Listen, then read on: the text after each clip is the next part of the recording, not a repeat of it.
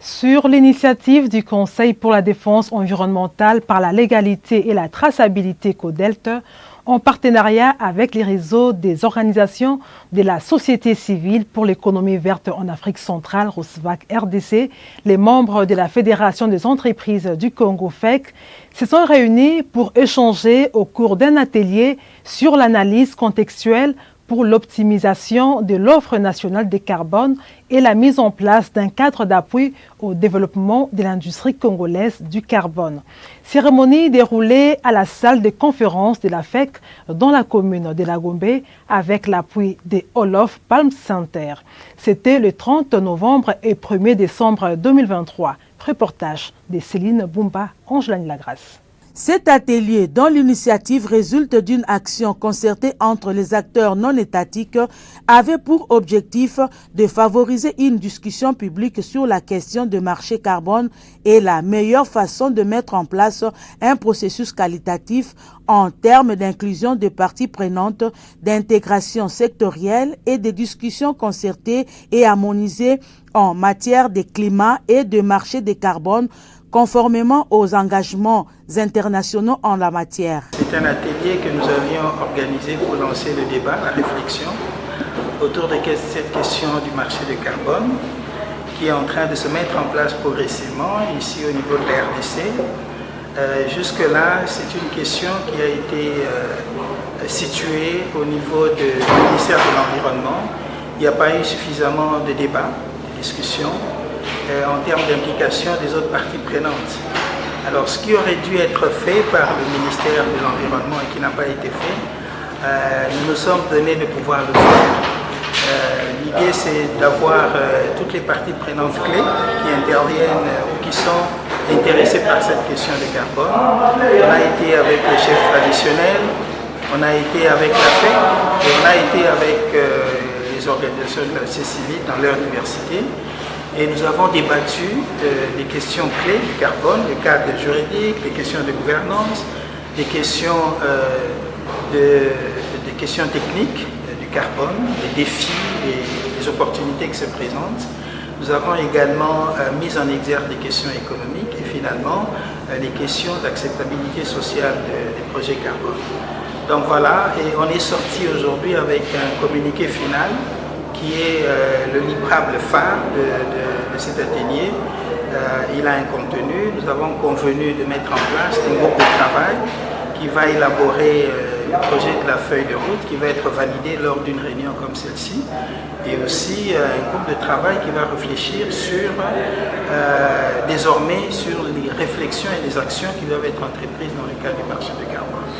Retenons que ces projets carbone et les marchés sous-jacents constituent une opportunité indéniable de procurer des revenus supplémentaires à la République démocratique du Congo sans devoir forcément recourir à l'extraction de ces ressources naturelles. Les marchés de carbone existent à l'international et il y a des marchés auxquels notre pays a accès, par exemple le marché régulé, le MDP, et puis tous les marchés volontaires.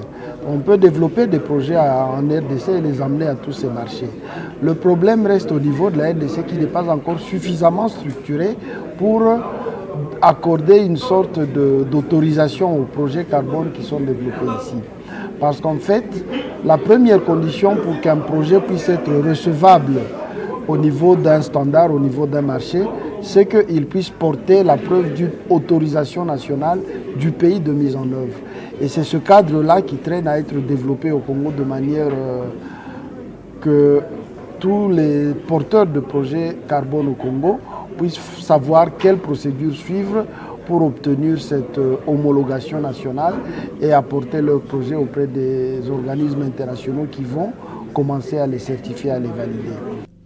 Une initiative louée par la Fédération des entreprises du Congo FEC qui s'est dite très intéressée sur la matière qui a fait l'objet des échanges en marquant une participation active aux assises. Les organisateurs de cet atelier d'analyse contextuelle pour l'optimisation de l'offre nationale du crédit carbone a contacté la Fédération des entreprises pour sensibiliser ses membres afin d'avoir l'information sur cette thématique qui est très très importante aujourd'hui et qui fait que dans les jours à venir, avec possibilité d'avoir la loi dans ces secteurs, que les entrepreneurs qui sont dans notre fédération puissent saisir cette opportunité afin de trouver des opportunités d'affaires dans les jours à venir, surtout dans les secteurs du crédit carbone. Les travaux en atelier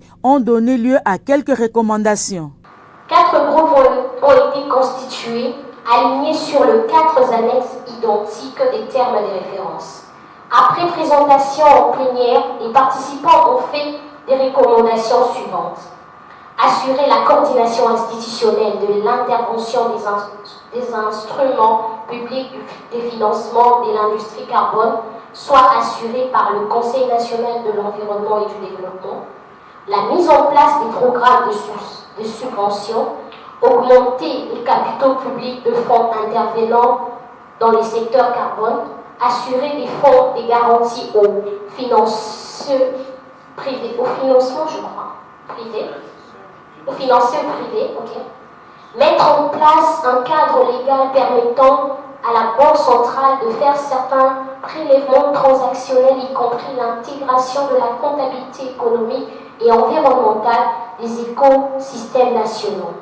Signalons que cet atelier qui a bénéficié de l'appui du Hall of Palms Center a connu la participation de quelques délégués du ministère de l'Environnement et Développement durable ainsi que du Fonds forestier national.